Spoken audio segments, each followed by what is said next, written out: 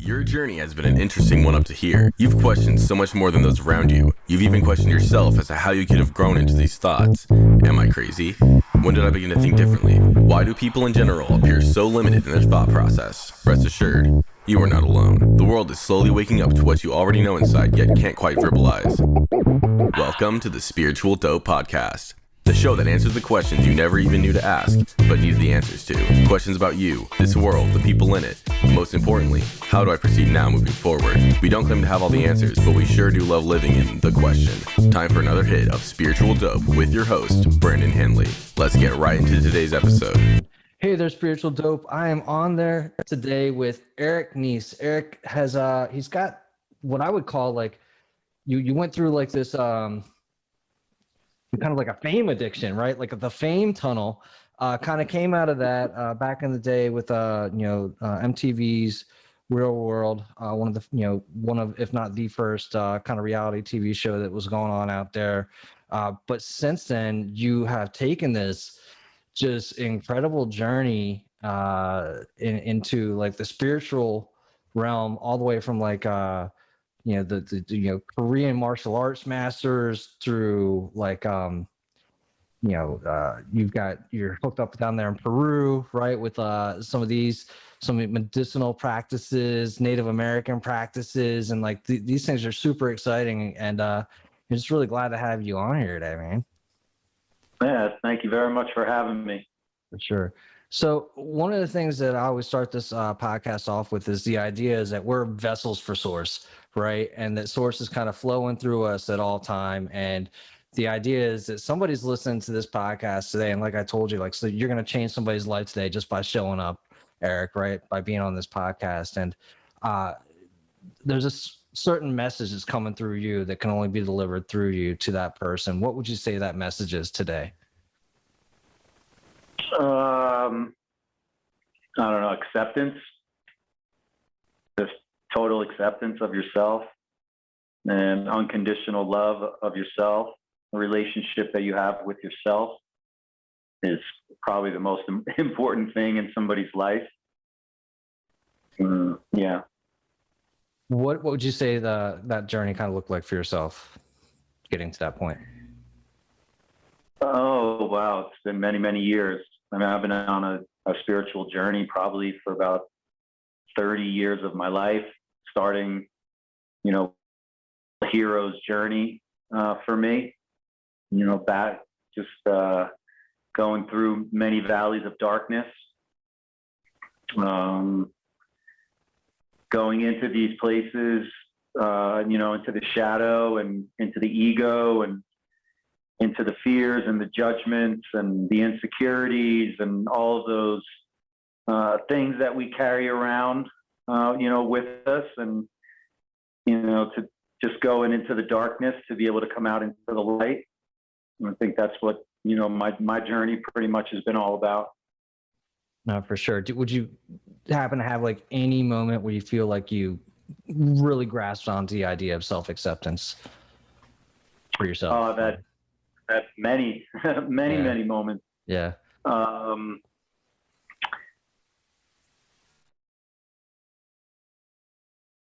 Probably about 10 years working with ayahuasca and mushrooms, with Vipassana meditation, just really wanting to understand how to liberate the soul from its own suffering. But it wasn't until I started looking into the depths of ancestral lineage programming and going back into my past lives to understand, why I feel the way that I feel today. What does my life mean? What is the purpose of my life? Why am I here? Where did I come from? Where am I going?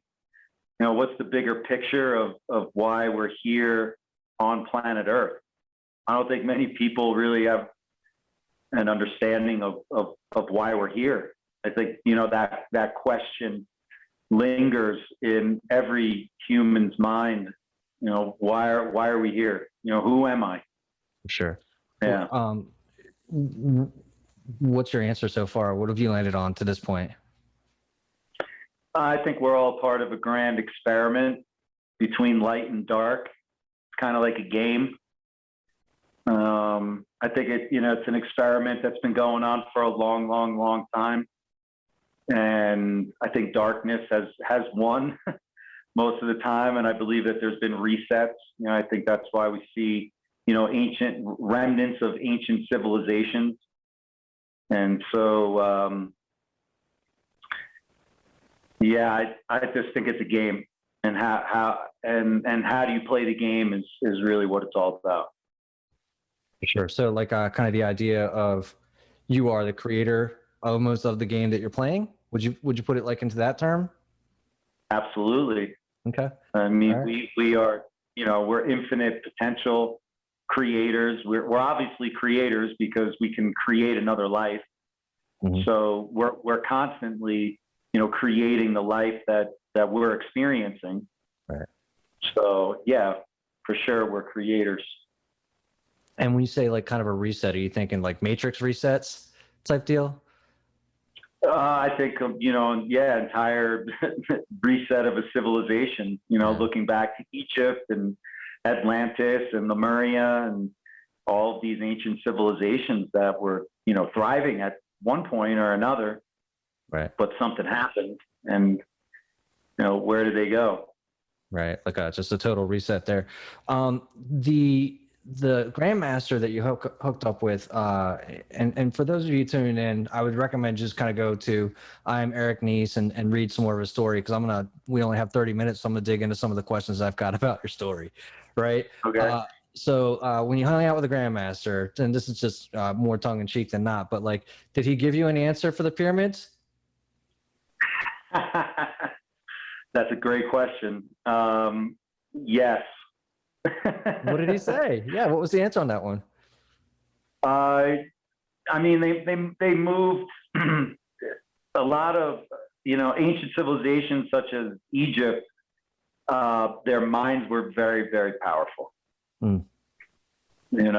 And we're talking about an infinite possibility of consciousness.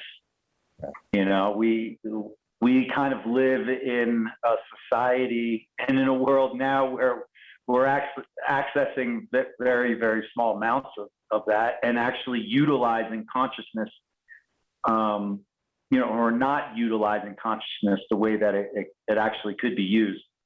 But yeah, my Grandmaster was really profound. He could do things that would just blow your mind.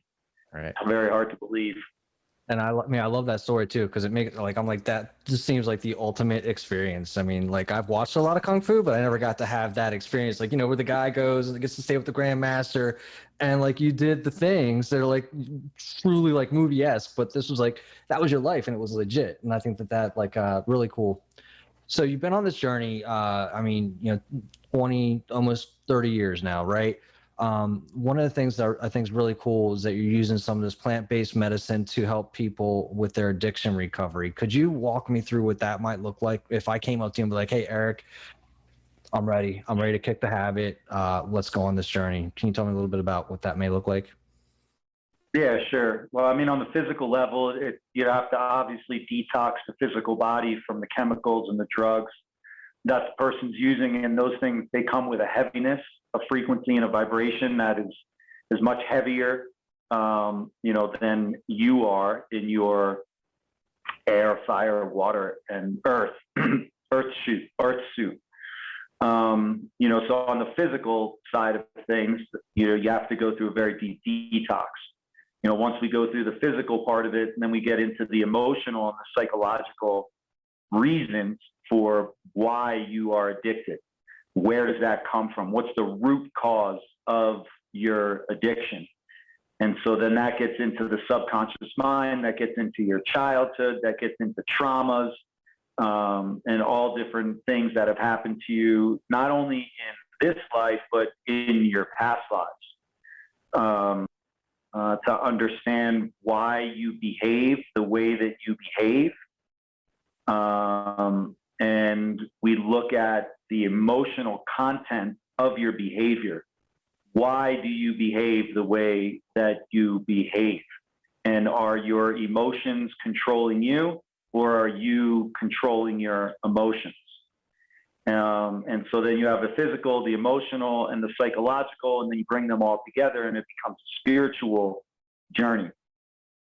But the real understanding is, ancestral lineage programming. How were you imprinted and programmed from the behavior patterns from your family?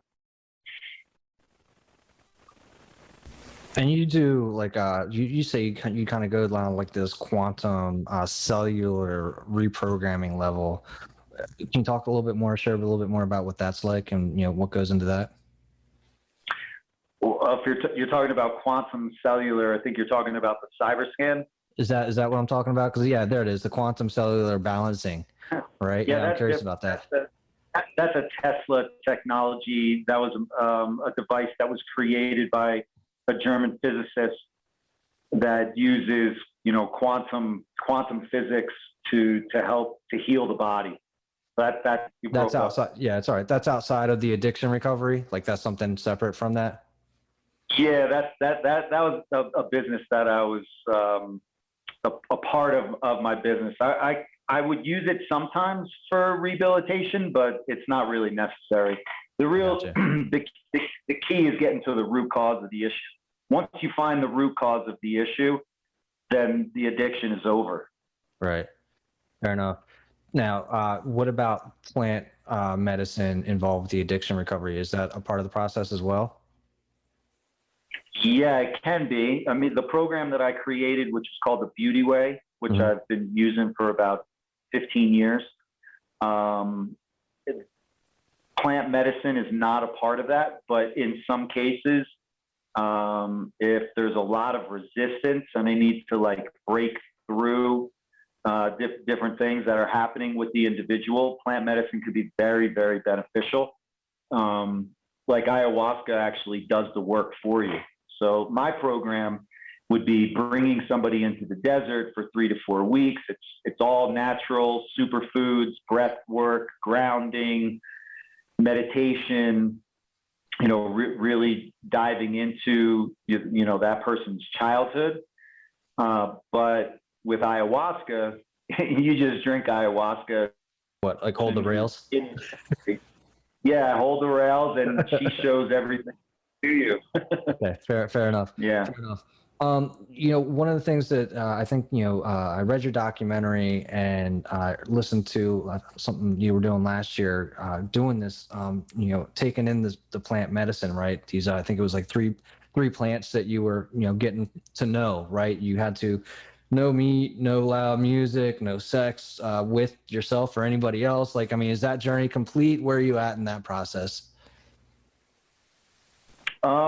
Yeah, that's a dieta that I was on for about a year. You diet these specific plants, either for healing or for the transfer of knowledge.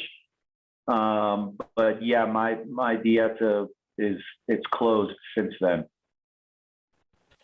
Would you mind sharing? Would you be able to share the plants that you did the journey with, Sure. and what some of the takeaways were with that? Yeah, absolutely. The first two that I dieted for 8 months was Renakita and Swelda Consuelda.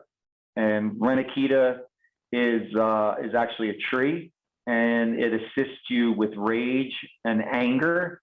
And Swelda Consuelda is a plant, and that's more for a heart opener. Also, Swelda Consuelda is used to help heal your skeletal structure. So I had issues with my spine. I had a couple of slip discs that I wanted to work on, and so they suggested Swelda Consuelda for that.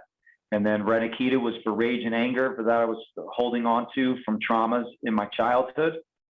And Morosa is the third plant that I diet, and she's considered the queen of the aquatic kingdom. And she's more of a heart opener as well. She's very beautiful and loving and kind. And so my process was to heal from the traumas in my life, and the plants helped me to do that. And at the same time, they helped me to open up my heart and to, walk a life of beauty and unconditional love with no judgment. I think that's really cool. I think that first one, the Rage Releaser one, I think that needs to be sold like in bulk, right, across across the country, right? I think we could all use a little bit of that. And Great. I want to kind of flip back to right before you got into this space. You were doing like a bunch of clubbing and the club music, ecstasy, and all this other stuff. This was like back in the early mid '90s. I was in the same scene, right? Similar scene. You were leading the scene. I was like, showing up. But like, would you attribute any of kind of like the music or any of like interaction at that time and space and place to getting you to where you are today? Because I think, Oh yeah. Yeah, if you were part of like any of the rave culture or anything like that was going on, it was all about like some of this stuff that we're talking about right now. I've had some incredible experiences in the club scene with ecstasy and ketamine and mushrooms and all that. I mean, yeah, I was still am a deep house head. So my vibe is more deep soulful house music. Yeah. But if you are familiar with deep soulful house music and where that originated from, came from basically from churches in Chicago. And so there's a very deep spirit. Yeah, there's a very deep spiritual side to the type of house music that I listen to. Right. And the messages are very, very spiritual. So it assisted me, keeping me alive and almost killing me at the same time. But the messages in the music really inspired me and opened up my mind to go on my spiritual journey. Yeah, no, I was totally curious about that, right? Because I agree with you. There's that whole I'm a soulful, vocal house music fan myself, right? And the messaging, like you're talking about, it's like it's uplifting, it's soulful, and if I can dance it out a little bit, like I'm okay with that at the end of the day, right? Versus like I don't know some of the other messages that you get from some of the other music. So it was just curiosity piece. So the last kind of part of your documentary left us with you getting connected with this like angel guy, right? And just kind of like this felt like there was a cusp of transcendence happening right there. You want to talk a little bit about where we left off in the Eric Nies documentary online, and kind of what's happened after that?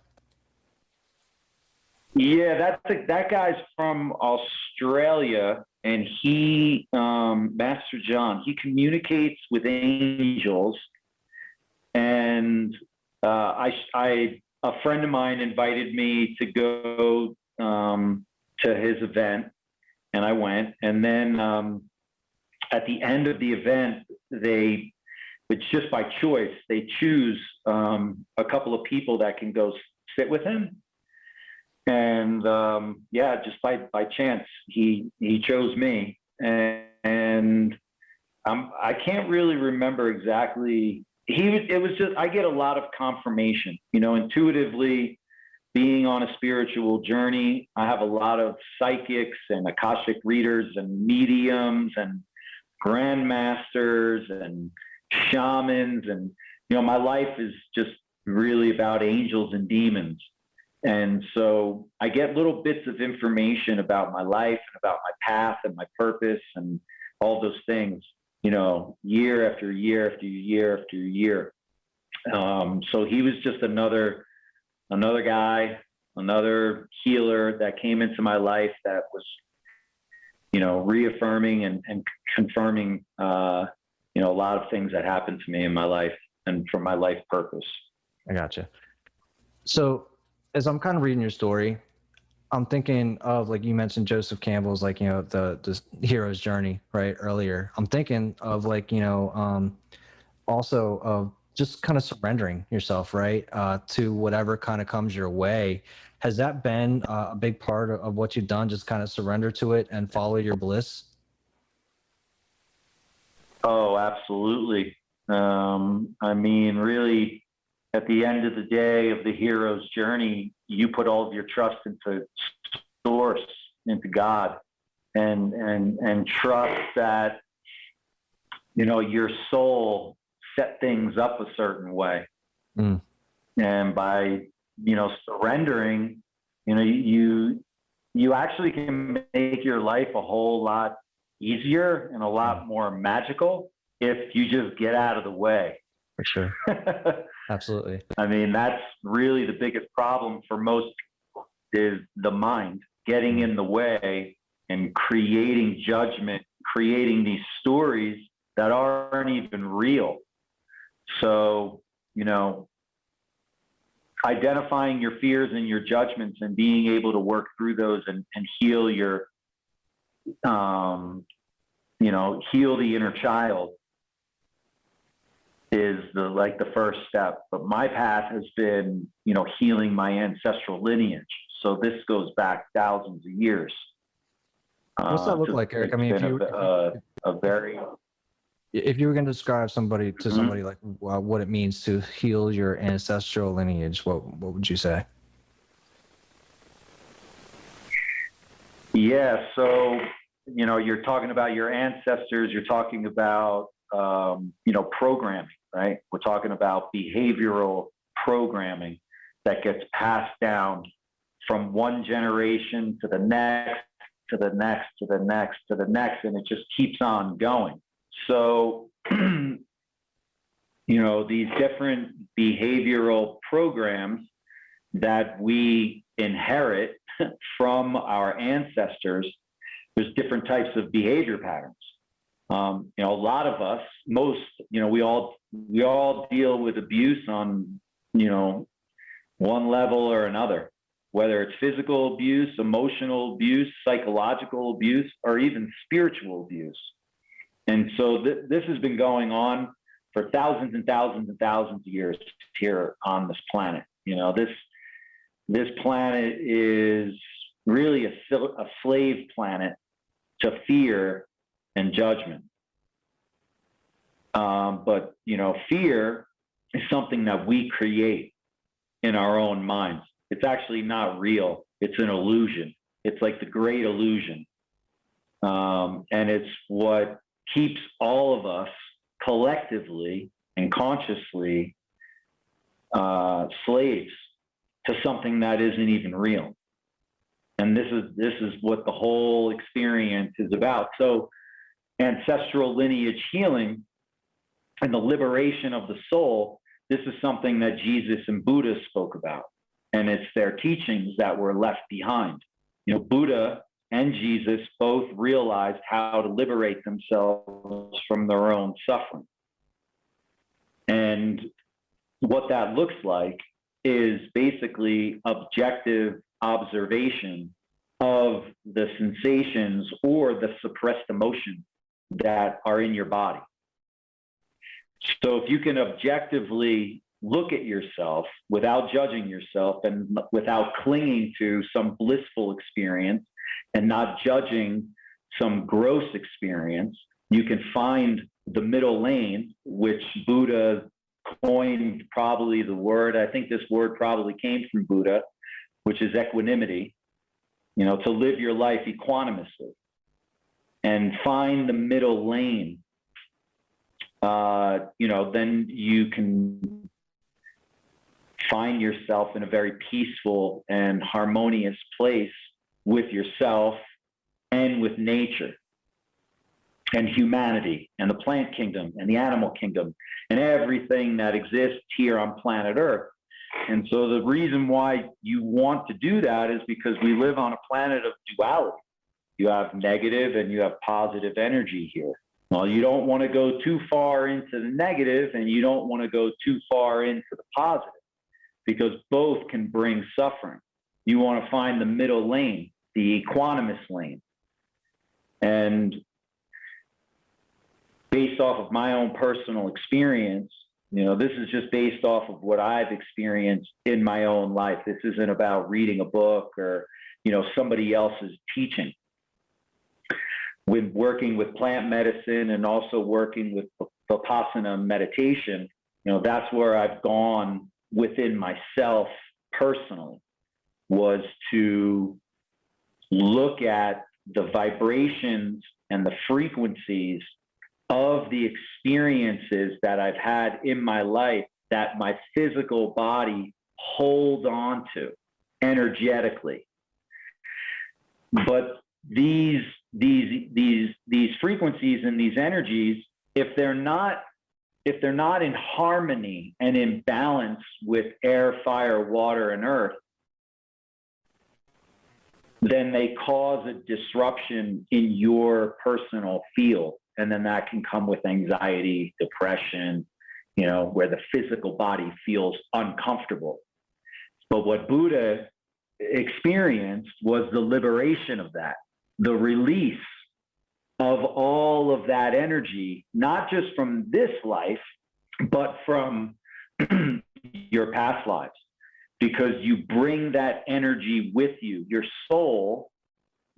soul carries information and frequency and energy and vibration with it from one life to the next, to the next, to the next, to the next. And it's also within your DNA. And so that's ancestral lineage healing. It's healing and transforming the energy of your lineage that is passed down from generation to generation to generation. Awesome, man. So, I mean, it's I'm just thinking about, you're talking about like all these kind of like energies come mishmashing together throughout time. I'm just thinking like a messy ball of string, right? That you just got to spend time to undo, right? And loosen it up so that it's not a big old tangled mess. Thanks for sharing that. What is like something that you haven't been able to share out on a podcast or a platform that you've just been wanting to share out? I said it all, brother. I'm completely transparent with my life and all my experiences. Vulnerability is my best friend. I'm just here to be transparent and to be fearless in my expression of everything that's happened to me in my life. If you look on my website and you read my story, then you can see obviously that I'm not shy about sharing everything that I've experienced. No, for sure. You've definitely shared some stuff. Understanding is that transparency and vulnerability is the only way to liberation of the. Nice. So what's next for you, Eric? I know you were talking about doing a healing temple. Sounds like you finished up with this the plant journey. What's next on dock for you? Yeah, I'm working on a book right now, and my second book coming through, an Earthkeeper book, connecting with the people to create our temple. I'm, guiding people and assisting people, sharing information with other people to help them to understand how to liberate themselves from their own suffering, and just exploring and journeying around the world to share this information. That's fantastic. That's awesome. Who should be reaching out to you, Eric? Like, I mean, I know you do, what type of work are you doing right now, and who should be reaching out to you? What type of people should be reaching out to me? Like if they wanted to work with you, are you still doing like addiction recovery? Are you, saw your coaching? So what kind of people should be reaching out? Yeah. I am. Yeah, I'm going to be hosting a retreat here in Pisac in the Sacred Valley of Peru at the end of July. And yeah, anybody that's interested in healing and transforming their lives, wanting to understand how to liberate themselves from their own suffering, anybody, the whole world. Fair enough. The whole world's invited. So, and where should we send everybody to connect with you? We're IamEricNies.com. Where else? Yeah, IamEricNies.com, and then also my I got an Instagram channel, which is Eric Nies. I think it's Eric Nies 333, if I'm not mistaken. But yeah, pretty much Instagram and also Facebook. I got a Facebook channel where I've taken, I got about 15 years of footage. And we just finished documenting 2 weeks here in Peru with an ayahuasca retreat. And all of that is going to be available on my Facebook page, on my fan page. Yeah, that's awesome. Yeah, that should be pretty intense. 15 years, and then this past couple weeks of ayahuasca. Well, look, man, I just want to say thanks for taking the time, for showing up today, and you doing what you're doing. I think opens it up for a lot of other people, like your vulnerability, your journey. Kind of what's possible if you do follow your bliss, and being able to have a wonderful life if you kind of surrender to it the way that you have.